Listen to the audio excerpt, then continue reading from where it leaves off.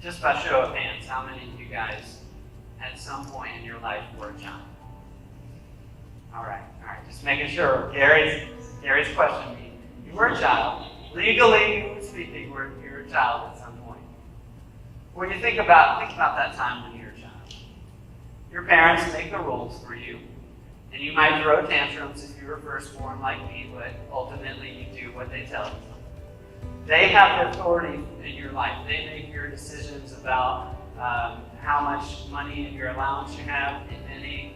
If you're going to school a certain way, they can dictate what you wear to school as well. And so they give you these lists of rules, and you, as a child, have no choice but to follow them. But what happens when you're a teenager? Rhetorical question. When you're a teenager, those rules, they kind of lose their value, right?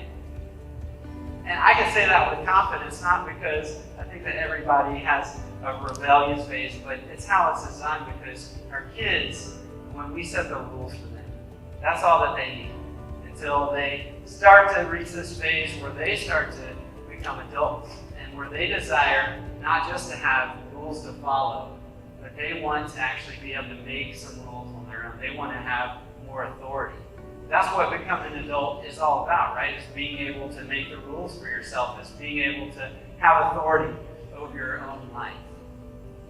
And so, as a teenager, it's no longer good just to know what to do, but you want to know why to do it.